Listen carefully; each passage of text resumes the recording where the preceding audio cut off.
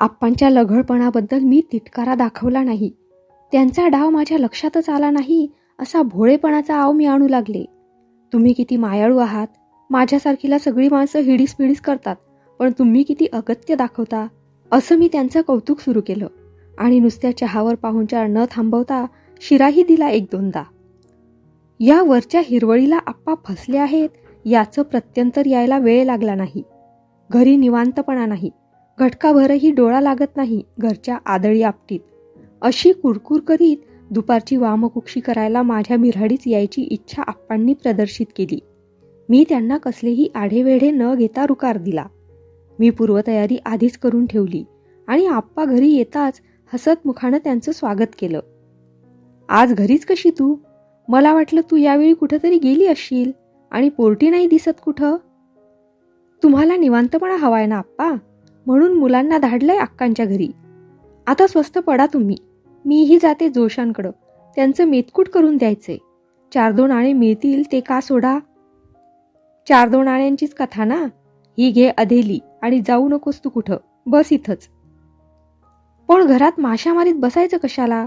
तुम्ही तर झोप घेणार. झोप घ्यायला रात्र आहे लांबलचक. आता घटकाभर मजा करायची सोडून झोप काढायला मी काय अरसिक आहे होय? गुजे, माझ्या मनातलं सगळं ओळखलं आहेस तू.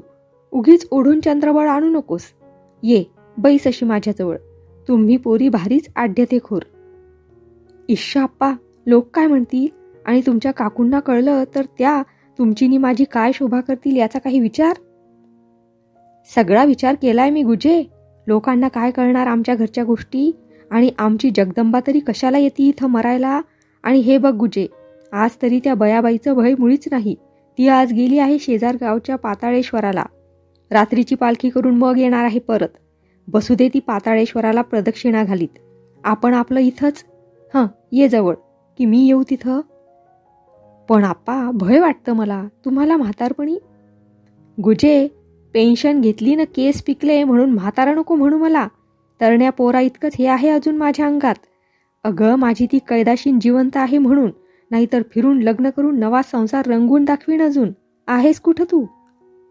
असं बोलून आप्पा उठले आणि माझ्यावर चालूनच आले म्हणा ना. ते आता माझा हात धरणार. तोच कॉट खाली लपून बसलेल्या काकूंनी मागून त्यांच्यावर झडप घातली आणि त्यांचं मानगूट पकडून गदा हलवीत म्हटलं, लाज कोळून प्यायला आहात की काय? ही कैदाशीन तुमच्या जन्माला लागली आहे. अशी मानगुटीवर बसायला आहे म्हणून धडगत आहे तुमची. नाहीतर कुठं कसे दिवे लावाल याचा नेम नाही. देवदर्शनाचं नि स्नानसंध्येचं ढोंग करून असली पापं करता. काकूंच्या त्या अवचित हल्ल्यानं आप्पांची कशी केविलवाणी अवस्था झाली असेल याची कल्पना करा तुम्हीच. त्यांनी रुमाल पुरता बांधायचीही वाट न बघता माझ्या घरातून काढता पाय घेतला. काकूंनी डोळ्यात पाणी आणून नवऱ्याच्या या अवलक्षणी आचरणाबद्दल माझी क्षमा मागितली आणि वेळीच दक्षता घेतल्याबद्दल मला धन्यवादही दिले. कसं कुणाला ठाऊक, पण आप्पांच्या फजितीचं गुपित षटकर्णी झालंच. मी स्वतः याबद्दल अगदी जिव्हाळ्यातल्या माणसापुढं अवाक्षरही बोलले नव्हते. माझं मन भीत होतं ते बोलायला. लोक टवाळी करायला हपापलेले असतात. आप्पांचं बिंग कळलं तरी आनंद, व त्यांच्याबरोबर माझंही काहीतरी खोटं नाटं पिकवायला मिळालं तरीही ठीक. लोकांना टिंगल करायला निमित्त मिळवून देऊ नये अशी खबरदारी माझ्याकडून मी घेतलेली असली तरी काकूंना तितका पोच राहिला नसावा. आपला भलेपणा उठून दिसावा म्हणून आपला ह्यांचा वाईटपणा उघडा करण्याचा मोह त्यांना आवरता आला नसेल. दुसरं काय? कसाही असो, आप्पांच्या साळसूतपणाचा पापुद्रा फाटला अन त्यांच्या आतल्या पापीपणाबद्दल लोकात कुजबूज सुरू झाली. लोकांची छिद्र शोधायची हौस असलेली माणसं जिकडं तिकडं असतातच. माझ्या आसपास तरी ती कशी नसतील. माझ्या एका म्हाताऱ्या शेजारणीला या प्रकाराची कुणकुण लागली. तिची शहानिशा करून घेण्यासाठी ती माझ्याकडे येऊन म्हणाली, काय गुजाताई, आज स्वतःच्या बाजारात गेलात? मग कोण जाणार, जिन्नस सरले होते. पण तुमचा बाजार हाट ते आप्पा पेन्सलदार करतात ना, ते कुठं दिसत नाहीत आताशा? नसतील आले, दुसरी कामं असतील. माझ्याकडून काहीतरी निघेल ही म्हातारीची अपेक्षा माझ्या उत्तरानं निष्फळ ठरली. स्पष्टच विचारल्या वाचून मार्ग नाही असं पाहून ती म्हणाली, खरं का हो गुजाताई? त्या थेरड्याचं ऐकलं आहे ते? काय मेल्याची वासना बघा. बाया बापड्यांना जगात राहण्याची सोयच उरली नाही. बायको कर्दनकाळ उरावर आहे, तरी सुद्धा गुजाताई, तुम्ही त्या मेल्याला तसंच सोडायला नको होतं बघा. गुजाताई नाही तर नाही, दुसऱ्या पूजाताईच्या राशीला लागेल तो. जित्याची खोड मेल्याशिवाय थोडीच सुटायला बसली आहे. तुम्ही कुणाबद्दल काय म्हणता आहात तेच ध्यानात येत नाही माझ्या. तुम्ही काहीतरी ऐकता आणि काहीतरी तर्क करता. अहो, एक हात लाकडाची 10 हात ढलपी काढायची सवयच असते लोकांना. आणि मी म्हणते, तुम्हाला करायच्या काय असल्या चौकशा? तुमचा देवदेव चालतो तोच छान. रोज 10 माळा तरी होत असतील नाही तुमच्या जपाच्या? आता अवसेनंतर भागवताचा सप्ताह होणार आहे म्हणे मुक्तेश्वराच्या देवळात, त्याला बसणार असालच. माझ्याकडून पत्ता लागण्याची आशा नाहीशी झालेली पाहून म्हातारी चालती झाली. तरी पण लोकांचे डोळे आणि जिभा कशा तिखट असतात याची नवी जाणीव मला झाली.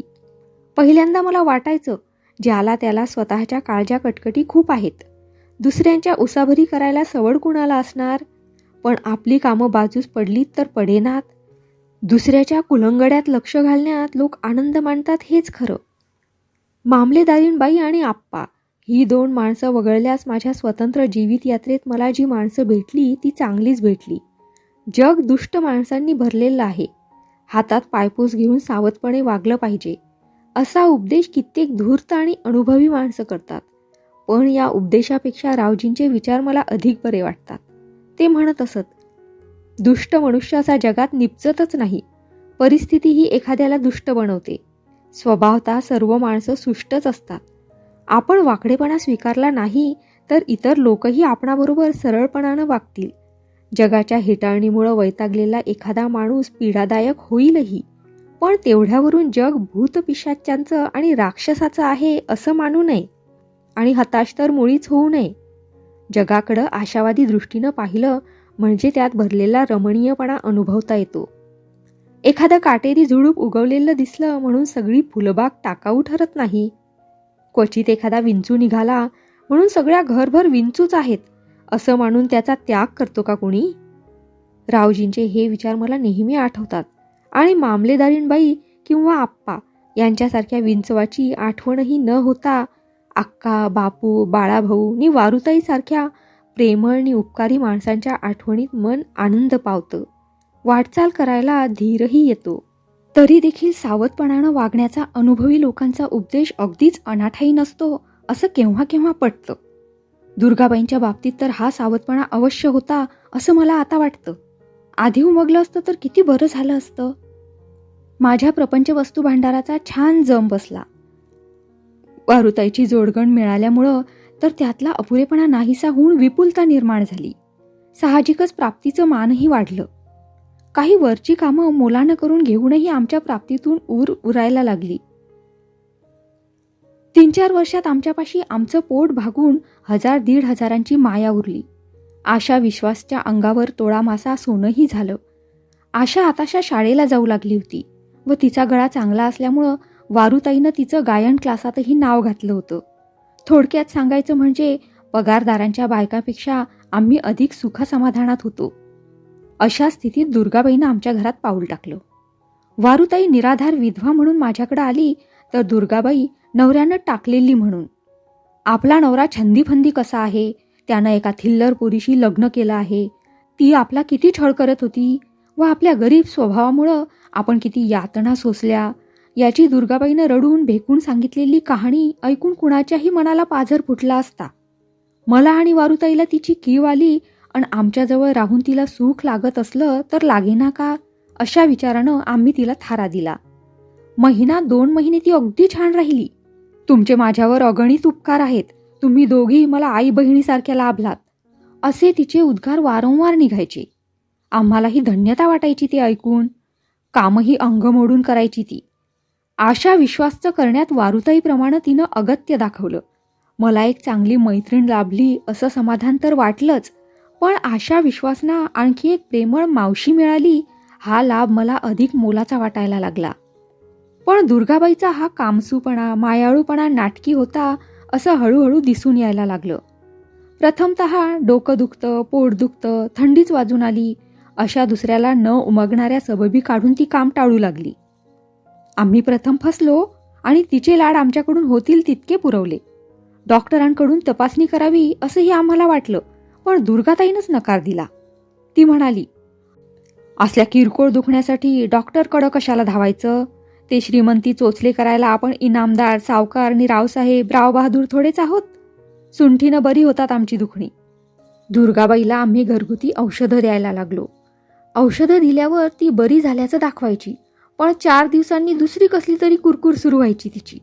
म्हणून कमी खर्चाचं वैद्याचं औषध सुरू केलं. त्या औषधानं तिला नाही तरी आम्हाला गुण आला. वैद्याच्या औषधाला पथ्य कडक असतं. तिखट, तेलकट आणि तळलेले पदार्थ वर्ज्य असं वैद्य बजावून सांगत. आणि त्यांनी जो काढा दिला होता तो कमालीचा कडू होता. त्यातल्या एक एक जिन्साचं नाव ऐकूनच आमच्या अंगावर काटा यायचा आणि ओकारी आल्यासारखं वाटायचं. दुर्गाबाई तो मुकाट्यानं कशी घेते याचा आम्हाला नवल वाटायचं. असला काढा घेवतो तरी कसा तुम्हाला, असं वारुताई म्हणाली सुद्धा. पण दुर्गाबाईनं उत्तर दिलं, सांगते कुणाला न घेऊन. अंगातली आग नि कळा सोसायला नको असतील तर कडू औषध हवंच की प्यायला. आणि औषध म्हटलं की ते स्वादिष्ट कसं असेल. वैद्य कडू काढ्याऐवजी तूप साखर द्यायला लागले तर सगळीच माणसं हौसेनं आजारी पडतील. दुर्गाबाईच्या या समजूतदारपणालाही आम्ही फसलो. नुसता मेतकूट भात आणि ताक असं तिचं पथ्य होतं. त्याबद्दल मात्र ती कधी कधी कंटाळलेली दिसायची. पण तिनं पथ्य पाळण्यातही कसूर केली नाही. इतकं सगळं असलं तरी तिच्या चिवट दुखण्याबद्दल संशय यायला लागला. आजारी आणि पथ्यावर राहिलेलं माणूस सुकल्यासारखं दिसतं, गळून गेलेलं दिसतं. पण दुर्गाबाईच्या चेहऱ्यावर तुकतुकीच दिसायला लागली. उठण्या बसण्यात आणि घरात वावरण्यात मुळी सुद्धा शीण भागोटा दिसेना. एखाद्या वेळी आशा विश्वासबरोबर ती कविता म्हणायला लागली तर आवाज अगदी ठणठणीत. आजारी माणसाचं कसलंच लक्षण तिच्यामध्ये दिसेना. वारुताईनं एकदा हलकेच म्हटलं, सोंगच आहे की काय आजारीपणाचं? माझ्याही मनात ही शंका होती. तरी पण मी म्हटलं, अगं आजारीपणाचं सोंग कोण करील? कडू काढे घ्यायचे आणि अळणी अळणी जेवायचं, सुखासुखी कोण पत्करील? पण संशय उत्पन्न झाला की माणूस त्या दृष्टीनं पाहायला लागतं. आणि तसं पाहिलं की काही ना काहीतरी दिसतंच. काढ्याची वाटी पुढं ठेवून वारुताई आत कामाला गेली आणि कशालाशी लगेच परत आली. त्याच वेळी दुर्गाबाईनं काढा कोपऱ्यातल्या मोरीत ओतून वाटी उपडी घातल्यासारखं तिला दिसलं. तिनं म्हटलं सुद्धा तसं. पण दुर्गाबाईनं म्हटलं, काढा कशी टाकीन मी? वाटी विसरून पाणी टाकलं मी की ते सुद्धा पिऊ? उद्यापासून तुम्हीच ओतीत चला माझ्या घशात आपल्या हातानं, म्हणजे संशय घ्यायला नको आणि लबाडी बांधायला नको माझ्या गळ्यात. घाणेरडी औषधं ढोसून इकडं माझा जीव घाबरा होतो आणि वर तुमची ही कुचकी बोलणी. तुमच्या पदरात येऊन पडले. फुकटचं गिळायला घालताय, काय बोलाल ते ऐकून घेतलंच पाहिजे मुर्दाडपणानं. माझं धड असतं तर कशाला झालं असतं असं? दुर्गाबाईनं गळा काढला. भीक नको पण कुत्र आवर अशी तऱ्हा झाली वारुताईची. मी समजुतीच्या गोष्टी सांगून तिला उगी केलं, तरी पण तिचं तोंड वाजतच होतं तासन तास. आणखी 2 दिवसांनी दुसराच एक प्रकार दिसला. अलीकडं आशा विश्वासच्या मधल्या वेळच्या खाण्यासाठी करून ठेवलेले लाडूनी वड्या लवकर लवकर संपत. डबा उघडा राहिल्यामुळं मांजर बिंजर खात असेल किंवा मुलंच थोडं अधिक घेत असतील असं आम्ही समजत होतो. पण त्या दिवशीच्या थालीपीठानं खरा प्रकार उघडकीला आणला. वारुताईनं आशानं 2-3दा मागितलं म्हणून मुद्दाम थालीपीठ लावलं. त्याचे चतकोर करून वर लोणी घालून झाकून ठेवलं. ती मधल्या सुट्टीत आल्यावर खाण्यासाठी. वारुताई व मी गेलो कुठेशा कामाला. दुर्गाबाई पोटदुखीच्या हुकमी सबबीवर घरीच पडून राहिली. घरात पूर्ण एकांत मिळाल्यावर तिनं झाकून ठेवलेल्या थालीपीठावर हल्ला चढवला. ती थालीपीठावर ताव मारीत असताना आशा विसरून राहिलेली वही नेण्याकरता अवचित घरी आली. वही घेऊन ती मागल्या मागे शाळेत जायची वास्तविक. पण स्वयंपाकघराचं दार उघडं का म्हणून आत आली ती व दुर्गाबाईचा तो स्वाहाकार पाहून उद्गारली, अय्या मावशी तुम्ही अन थालीपीठ खाताय? दुर्गाबाई दचकली. आता तिला उडवाउडवी करणं शक्यच नव्हतं. तिनं डोळे वटारून आशाला शाळेत पिटाळलं. ती पोरटी आम्हाला तो प्रकार सांगितल्याशिवाय राहणार नाही हे ओळखून आम्ही बाहेरून आल्यावर आपण होऊनच आम्हाला थालीपीठ खाल्ल्याचं तिनं सांगितलं. पोटात एकाएकी कलकल्ल्यागत झालं म्हणून खाल्लं आणि पाणी प्याले असं ती म्हणाली. मी म्हटलं, खाल्लं तर खाल्लं पण आता बाधलं नाही म्हणजे मिळवलं. पण वारुताईनं ही गोष्ट माझ्यासारखी मिटवून टाकली नाही.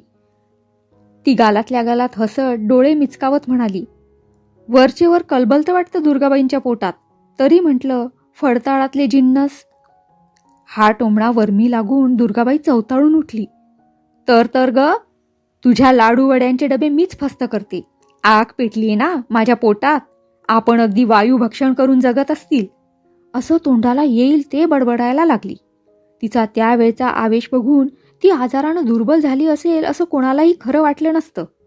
वारुताईच्या एवढ्याशा बोलण्यावर दुर्गाबाईनं आकांड तांडव करायचं काही कारण नव्हतं. तिचा हा आक्रस्ताळेपणा मला चमत्कारिक वाटला. मी वारुताईला तिच्याकडून दूर जायला सांगितलं आणि तिला म्हटलं, दुर्गाबाई, उगीचच्या उगीच चिडायला काय झालं तुम्हाला? बोलली असेल गमतीनं. एके ठिकाणी राहणारी माणसं करायचीच थट्टा एखादी वेळी. खेळी मेळी न राहायचं तर असं चालायचंच. असली कसली मेली जीव घेणी थट्टा? आज चोरून खाल्ल्याचा आळ येईल, उद्या दुसरं काही चोरलं म्हणेल. मऊ लागलं की कोपरानं खणणारच कुणी झालं तरी. आणि तुम्ही घ्या तिचा कैवार. मला नाही खपायचं हे. मी आपण होऊन कोणाच्या वाटेला जायची नाही आणि माझी कुणी कुरापत काढलेली मला खपायची नाही, सांगून ठेवते तुम्हाला. दुर्गाबाईची ही दटावणी ऐकून माझ्या जागी दुसरी कोणी बायको असती तर तिनं तिला, तुझं आमचं जमायचं नाही, तू आपला रस्ता सुधार असं सांगून टाकलं असतं. पण भिडस्त स्वभावामुळं मीच पडतं घेतलं. तरी पण आपल्याविषयी आमची मनं साफ नाहीत आणि यापुढं आमच्यामध्ये राहून फार वेळ निभाव लागायचा नाही असं दुर्गाबाईनं ताडलं. अन वेळ आली की चालतं व्हायचं या तयारीनंच ती वागू लागली. आशा विश्वासला हिडीस करायचं, वारुताईशी वरून अबोला असल्याचं दाखवायचं, पण आडून कुचके नासके टोमणे मारायचे. आम्ही घरात काम काढलं की बाहेर भटकायला जायचं असं तिनं चालवलं. वारुताईविषयी भलभलत्या कंड्याही ती पिकवीत असे असा मला अनुभव आला. सराफीनबाई एके दिवशी मला म्हणाल्या, गुजाताई, तुमची वारुताई दिसत नाही आताशा कुठं? तिनं डझनभर स्वेटर आणि डझनभर स्कार्फ करून द्यायचं पत्करलंय. त्यामुळं फावत नाही तिला कुठं जायला यायला. दुसरीही कामं असतात. मिळेल तितका वेळ तिला हवाच असतो. खरं ना पण हे, की काही दुसरंही कारण आहे बाहेर न पडायला? सराफीनबाईंच्या या विचारण्याच्या तऱ्हेनं मी चपापले. त्यांच्या मनात काहीतरी डाचत तर नसेल ना असं मला वाटलं. पण मी होऊन त्याबद्दल काही विचारलं नाही. पण सराफीनबाईंना मी काही विचारलं नाही तरी दुसऱ्या एका गंगा काकूंनी 4 दिवसांनी मला वारुताईबद्दल विचारलंच. वस्त्र भांडारचे वसंतराव मुंबईहून लोकरीच्या वस्तू आणण्यापेक्षा वारुताईंच्याच का घेतात? तिला ते इतके पैसे का देतात? ती दिवे लागणी नंतरच त्यांच्या दुकानी का जाते? अशा चौकशा त्यांनी चालवल्या. खरं म्हटलं तर गंगा काकूंची नि माझी नुसती तोंड ओळख. त्यांनी आमच्या घरगुती गोष्टीत लक्ष घालण्याचं काही कारण नव्हतं. आणि असल्या चौकशा करताना त्यांची दृष्टी गढुळलेली आहे हेही स्पष्ट उमगून येत होतं. मला सहसा राग येत नाही, पण गंगा काकूंच्या चोंबडेपणाचा मला राग आल्या वाचून राहिला नाही. मी म्हटलं, काकू, कारणाशिवाय कोणी कोणाकडे जात नाही आणि फावेल तेव्हाच जातं. शिवाय व्यापाऱ्याला कोणाकडून माल खरेदी करायचा आणि त्याला किंमत किती द्यायची हे कळतं. त्यांच्या व्यवहारात कशाला घालायचं तुम्ही आम्ही लक्ष? आणि करायचं काय लक्ष घालून तरी? तुमची कामं पुष्कळ आहेत आणि तुमचा देवदेवही रगड आहे. तो पुण्याईचा उद्योग सोडून मसण्या हेच का करतो आणि ती मसनी तेच कशाला करते, या उसाभरी कशाला करता? माझ्या या उत्तरानं गंगा काकूच्या नाकाला मिरच्या झोंबल्या. त्या फणकारल्या. मी हो कुणाच्या लफड्यात लक्ष घालू? घालीनात गाढवांचा गोंधळ, करतील ते भोगतील. पण उद्या पंढरपूर आलं नशिबाला म्हणजे समजेल. गंगा काकू आपल्या रस्त्यानं चालत्या झाल्या, पण माझ्या मनाची कालवाकालव करूनच. त्यांनी हा असला घाणेरडा वहीम का घ्यावा आणि घ्यावा तरी कशामुळं? वारुताईबद्दल तिला भलती सलती माहिती मिळाली तरी कुणाकडून याचा उलगडा मला होईना. पण गंगा काकू आणि दुर्गाबाई यांच्या अलीकडं वरचेवर गाठीभेटी होतात ही माहिती मला लागली आणि हे दुर्गाबाईंचंच काम याची माझ्या मनाची खात्री होऊन चुकली. आता भीड भाड न ठेवता दुर्गाबाईला घरातून चालती हो असं सांगायचा निश्चय केला मी. माझा निश्चय अंमलात आणण्याचं कारणच पडलं नाही. दुसरे दिवशी आम्ही सकाळची कामधामं उरकून जेवायला बसताना दुर्गाबाईला हाक मारायला गेलो तर ती घरी नाही. शेजार पाजारच्या तिच्या बैठकीच्या अड्ड्यावर शोध केला, कुठंच तिचा पत्ता नाही. आम्ही जेवून घेतलं. संध्याकाळ झाली तरीही ती आली नाही. कुठं गेली नि अशी न सांगता सवरता कशी गेली या बुचकळ्यात आम्ही पडलो. आम्हाला फार वेळ संशयात पडून राहावं लागलं नाही. रात्री हिशोबाचं टिपण करायला वारुताईनं कपाट उघडलं तर त्यातल्या पैशाचा तांब्या जागेवर नाही. कालच वसूल केलेले 200-250 रुपये त्यात होते. तांब्या नाहीसा झाला तसं आणखीही काही गेलं की काय म्हणून दुसरं फडताळ उघडलं तर तेही मोकळं. आमच्यापाशी असून असून काय असायचं? तरी पण आशा विश्वासच्या अंगावर जे किडूक मिडूक करून घातलं होतं मी 2-4 चांदीची भांडी घेऊन ठेवली होती. जी 4 पातळ पोलकी बऱ्यातली होती ती सर्वच्या सर्व बेपत्ता. दुर्गाबाईनं आम्हाला हात दाखवला. आम्ही साठवून ठेवलेली बहुतेक पुंजी नाहीशी झाली. पोलिसात वर्दी द्यावी. फौजदार साहेब आपल्या ओळखीचे झालेच आहेत. ते दुर्गाबाईचा शोध करतील आणि आपला ऐवज परत मिळेल असं वारुताई म्हणाली. पण मला तिचा विचार पटला नाही. दुर्गाबाई न होऊन सापडली तर पोलीस तिचा छळ करतील. तिच्या अब्रूचे धेंडवडे होतील. शिवाय साक्षी पुराव्यापायी आपल्यालाही हेलपाटे घ्यावे लागतील. त्यापेक्षा गेलं ते आपलं नव्हतंच म्हणून गेलं असं म्हणावं आणि गप्प बसावं असं मी ठरवलं. वारुताईला ते पटलं नाही. तिचं म्हणणं असं की आपण तिची गय केली तरी ती दुसऱ्या कोणाला चटका लावल्याशिवाय राहायची नाही आणि ते लोक बरं गप्प बसतील. जी त्याची खोड मेल्याशिवाय जायची नाही. एक चोरी पचली तरी सगळ्याच पचायच्या नाहीत. एखादी चोरी उघडकीला येणार आणि दुर्गाबाई खोट्यात अडकणारच. मग दुसऱ्या लोकांच्या बचावाकरता आपणच तिच्यावर फिर्याद केली म्हणून बिघडलं काय? आपल्या मरणानं मरू दे, ती मेली तर त्याला आपण निमित्त कशाला व्हावं असं मी म्हटल्यावर वारुताई गप्प बसली. तरी तिचं समाधान झालं असं मात्र नाही. पुढं 2 वर्ष गेली. आम्ही दुर्गाबाईला विसरूनही गेलो. पण एके दिवशी पोलीस कचेरीतलं मला बोलावणं आलं. पोलिसांचं बोलावणं आलेलं पाहून धस्स झालं मनात. जाणं भागच होतं म्हणून गेले. जाऊन पाहते तो दुर्गाबाई पोलिसांच्या पहाऱ्यात बसलेली. मला पाहताच खाली मान घातली तिनं. मला हकीकत कळली ती अशी की आमच्याकडे चोरी करून ती पळाली ती दुर्गाबाई नरसोबाच्या वाडीला गेली. तिथं देवाच्या सेवेला आल्याचं तिनं 8-15 दिवस भासवलं. तिथंही तिनं आमच्यासारख्याच एका भोळ्या बाईला भुरळ पाडली आणि तिच्या बिऱ्हाडात तळ ठोकला. ती बाई पुजाऱ्यांच्या घरी स्वयंपाक पाणी करून दिवस काढत होती. दुर्गाबाई तिला थोडाफार हातभार लावी. यातही तिनं त्या बाईला मदत करण्यापेक्षा आपलीच सोय पाहिली होती. पुजारी मंडळीकडं नवी यात्रेकरू मंडळी यायची आणि त्यांचे नैवेद्य असायचे. क्षेत्रातल्या उपाध्यायाकडं नित्य पोळी असायची आणि गोड खायला सबकलेल्या दुर्गाबाईला पुजाऱ्यांचा घरचं थोडंफार काम सोयीस्करच वाटायचं. दुर्गाबाईला किफायतीचं दुसरं एक साधन होतं तिथं. जे यात्रेकरू येत त्यांच्या राहण्याची व्यवस्था पुजारी मंडळी आपल्या घरी करीत. घरी बाड बिस्तारा टाकून ती मंडळी घाटावर आणि देवाकडे गेलेली असायची. त्यांच्या माघारी दुर्गाबाई त्यांचे खिसे चाचपून 8-4 आणे लांबवायची. वाडीच्या पेढ्यांची आणि कवठाच्या बर्फीची चट तिला लागली होती आणि ती तृप्त करण्यासाठी तिला अशी हातचलाखी करावी लागे. शिकारीचा नाद लागलेल्या माणसाचं असं सांगतात. पाखरं आणि ससे मारण्यापासून सुरुवात होते. नंतर वाघ हत्तीची शिकार केल्या वाचून त्यांना करमेनासं होतं. अशा शिकारी जीवावर बेतण्याची भीती असते, पण हा पुढचा धोका त्याला दिसतच नाही. चोरांचंही असंच होतं. 8-4 आण्याच्या बुरट्या चोऱ्या पचवल्यानंतर त्याला मोठा डल्ला मारायचा मोह होतो. त्याचा परिणाम पुढं काय होईल याचा विचार उरत नाही. दुर्गाबाईचं तसंच झालं. बारीक सारीक चोऱ्या उमगल्या तरी त्यांचा तपास लावत बसायला बाहेरगावच्या यात्रेकरूंना वेळ नसतो. आपली धर्मकृत्य उरकून परत जायची त्यांना घाई असते. त्यामुळं गेलं तर गेलं असं म्हणून ते गप्प बसतात. त्यांची ही चालढकल दुर्गाबाई सारख्या हाताळ माणसांना माहीत असते. त्या जोरावर त्यांची उचलेगिरी अखंड चालू राहते. या हातचलाखीची खोड बळावण्याला दुर्गाबाईला आणखी एक कारण होतं. तिला आपल्या खादाडपणाबरोबर दुसऱ्या एका मित्राचा खादाडपणा आणि गांजाचं व्यसन सांभाळावं लागत होतं. क्षेत्रात देशसेवेचं सोंग करून भाविक लोकांच्या जीवावर फुकट चरणारे ऐदी आणि व्यसनी लोक गोळा झालेले असतात. अवधूत गोसावी नावाचा असाच एक दत्तभक्त वाडीला होता. पहाटे उठून कृष्णाबाईत बुडी मारायची, अंगभर भस्म चोपडायचं, 4 प्रदक्षिणा घालायच्या, गांजाचे अड्डे पुजायचे आणि घाटावर वावरायचं. कुणाकडं महानैवेद्य आहे या वासावर राहून पुख्याची सोय लावायची. नाही कुठं लग्गा लागला तर सत्तेची माधुकरी होतीच. 3रे प्रहरी पुन्हा गांजाचा अड्डा व संध्याकाळी घाटावर चक्रा असा त्यांचा जीवनक्रम. अवधूत गोसाव्याला ही देवसेवा चांगलीच मानवली होती आणि त्याच्या अंगावर बाळसही चढलं होतं. दुर्गाबाई आणि अवधूत गोसावी ही एका जातीची माणसं. त्यांचं सख्य जमण्यास वेळ लागला नाही. ही बाई आपल्यापुरती नादी लागली आहे अशी खात्री पटल्यावर गोसावी बुवा तिच्याकडून आपली मिजाज परोपरीनं पुरवून घ्यायला लागले. रोज पावली अदेलीभर गांजा आणि पावशेर आच्छेर पेढे बर्फीचा नैवेद्य दुर्गाबाईनं दिला पाहिजे असा नेमच होऊन बसला.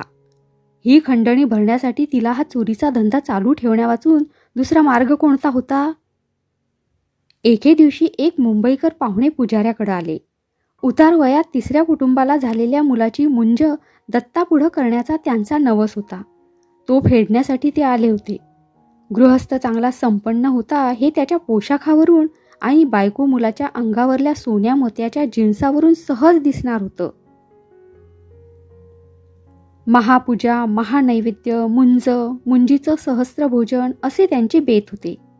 पुजारी बुवांनी नेहमीप्रमाणे त्या बाईला कामाला बोलावलं आणि तिच्याबरोबर दुर्गाबाईही तिथं घुसली आणि तिनं यजमानांचा डोळा चुकवून त्यांचं पैशाचं पाकिट लांबवलं. मोठं सावज दिसतंय तेव्हा मोठं घबाड मारावं अशी तिला वासना झाली की काय कुणास ठाऊक. आणि या श्रीमंताचं पाकिट पळवलं तरी ट्रंकेत आणखी पैसे असतील, एवढ्या चोरीनं अडणार आहे थोडंच, अशी तिनं आपल्या मनाची समजूत घातली असावी. एवढ्या चोरीनं त्यांचं नडणार नसलं तरी ही चोरी लक्षात न घेण्या इतकी किरकोळ नव्हती. चांगले 1800 रुपये होते त्या पाकिटात. शिवाय येता येताच खरेदी केलेलं मुंजा मुलाचं पवित्र पुडी करून त्यात ठेवलं होतं. नुसते पैसे गेल्याबद्दल ते गृहस्थ गप्प बसले असते एखाद्या वेळी, पण त्या पवित्रकाची चोरी त्यांना मुळीच खपण्यासारखी नव्हती. त्यांच्या गुरुजींनी सांगितल्याप्रमाणे तितक्या माशांचं आणि तितक्या खड्यांचं ते त्यांनी करवून घेतलं होतं आणि मुंजीच्या मुहूर्तावर ते मुलाच्या बोटात चढवायचं होतं. त्याची चोरी म्हणजे त्यांना मोठा अपशकुन वाटला. त्यांनी खूप गवगवा केला. पुजारीही अस्वस्थ झाले. पुजारी मंडळी खरखर मुंडेपणा करून यजमानाकडून देणग्या दक्षिणा हव्या तेवढ्या काढतील, पण अशी टगेगिरी कधीही करायची नाहीत. अशा टगेगिरीमुळं आपल्याकडे कुणी येणार नाही हे ते ओळखून असतात. आपल्या शहाजोगपणाला ते जीवापाड जपतात. आपल्या यजमानांच्या गवगव्यामुळं पुजारी बुवा अस्वस्थ झाले. त्यांनी जिथं जिथं म्हणून संशयाला जागा होती तिथं तिथं शोध केला, पण तो निष्फळ ठरल्यावर पोलिसात वर्दी दिल्याशिवाय गत्यंतर उरलं नाही. पोलीस दयामाया कुणाची आणि कशासाठी ठेवतील? त्यांनी पुजाऱ्यापासून तो त्यांच्याकडे येणाऱ्या सर्वांच्या झडत्या घेतल्या. दुर्गाबाईच्या झडतीत मुद्देमाल सापडला. तो लांबवण्याची तिनं आपल्याकडून चलाखी केली होती. अवधूत गोसावी तो घेऊन फरारही झाला होता, पण 2 दणके देताच दुर्गाबाईनं त्याचं नाव सांगितलं आणि कोल्हापुरास पोलिसांनी अवधूत गोसाव्याला पकडलं. त्याच्याजवळ त्या चोरीबरोबर आमच्याकडील चोरीचेही जिन्नस सापडले. आम्हाला मामलेदार साहेबांनी दिलेले चांदीचे पेले मुद्देमालात होते म्हणून ते सगळं खटलं 1000 मैलांवर आमच्यापर्यंत येऊन थडकलं होतं. मी आमचे जिन्नस ओळखले. पुढं मला कोल्हापूरचा साक्षीचा हेलपाटा पडला. दुर्गाबाईला 2 वर्षाची शिक्षा झाली असं मला कळलं तेव्हा मला वाईट वाटल्या वाचून राहिलं नाही. वारुताईला मात्र झालंय, छान झालं असं समाधान वाटलं. अडल्या नडलेल्या भगिनीला शक्य ते सहाय्य करावं ही माझ्या मनातली हौस, पण यातही आंधळेपणा उपयोगी नाही असा धडा दुर्गाबाईनं मला शिकवला. केवळ कणवाळूपणा असून चालत नाही, सावधपणाही पाहिजे याची जाणीव मला झाली. वाईटातून चांगलं काढायचं तर मला हा मोठा लाभच झाला असं म्हणता येईल.